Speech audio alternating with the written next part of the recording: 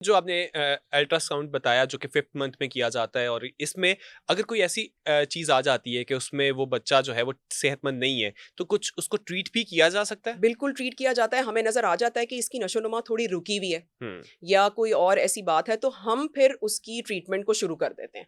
हुँ, माँ को प्रेगनेंसी में कुछ ऐसी दवाइयाँ देना शुरू कर देते हैं कि जिससे बच्चा थोड़ा-सा बेहतर फ़ील कर सके, रिकवर हो सके। हुँ, फिर हम दोबारा अल्ट्रासाउंड 2 हफ़्ते, 3 हफ़्ते या 1 महीने के बाद करवा के देख रहे होते हैं कि इम्प्रूवमेंट आई है कि नहीं आई।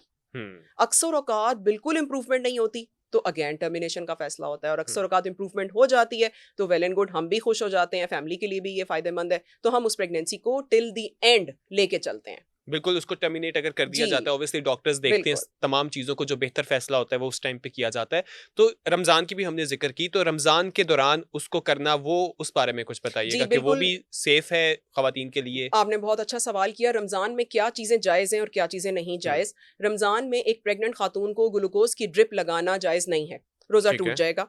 ब्लड लगाना जायज़ नहीं है, रोज़ा टूट जाएगा। इसी तरह ऐसी कोई ड्रिप के जिसके ज़रिए ताकत मिल रही है, यानी कि मल्टीविटामिन्स की ड्रिप लगा रहे हैं, यानी घर में बैठे हैं, नकाहत महसूस हो रही है, कमज़ोरी हो रही है, अस्पताल गए और वहाँ जाके मल्टीविटामिन्स की ड्रिप लगवा ली, हुँ, रोज़ा टूट जाएगा। लेकिन ऐसे इंजेक्शंस जो कि आईवी देते हैं इंट्रावेनस यानी नस के थ्रू या बटक्स पे लगाते हैं इंट्रामस्कुलर, वो जायज़ है।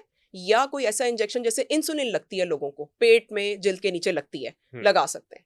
हुँ, इंजेक्शंस लगाना मना नहीं है, लेकिन पैरेंटल न्यूट्रिशन मना है, यानी कि ड्रिपें ताकत वाली या ग्लूकोज़ की वो लगाना मना है। हुँ, इसी तरह ब्लड लगाना मना है। हुँ, आई ड्रॉप्स डाल सकते हैं, नाक में हुँ, कतरे डाल सकते हैं। ये वो चीज़ें हैं जो हमें इस्लामिक फ़िक़्ह में भी इनकी इजाज़त मिलती है। बिल्कुल। इसी तरह से थोड़े बहुत गरारे अगर गला ख़राब है तो वो कर सकते हैं, लेकिन उस सूरत में अक्सर हो जाता है कि गले में घूंट चला जाता है, हुँ, तो एहतियात की ज़रूरत है। एहतियात। गले में अगर पानी चला गया तो फिर रोज़ा टूटेगा, उल्टी हुँ, आने से रोज़ा टूटेगा।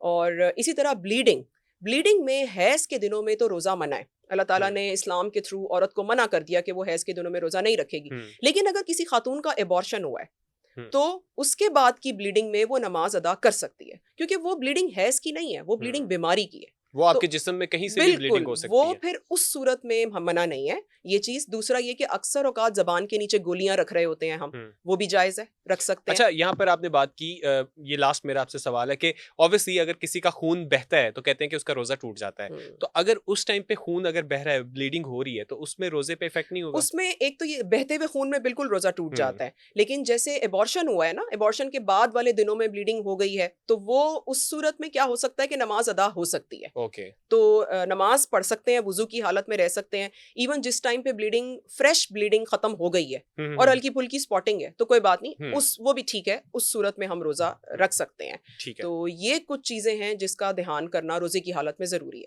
बहुत शुक्रिया डॉक्टर साहिबा आपका। बहुत से ऐसे टॉपिक्स थे जिनके बारे में हमने बात की, जो कि बहुत इंपॉर्टेंट थे, जिसके बारे में लोगों को अवेयरनेस होना बहुत ज़रूरी है। अगर आपके ज़हन में भी कोई सवाल है, तो कमेंट सेक्शन में हमारे साथ ज़रूर शेयर कीजिएगा। आपसे मिलेंगे नेक्स्ट पॉडकास्ट में, तब तक के लिए अपने होस्ट दानियाल सोहेल को दीजिए इजाज़त। अल्लाह हाफ़िज़।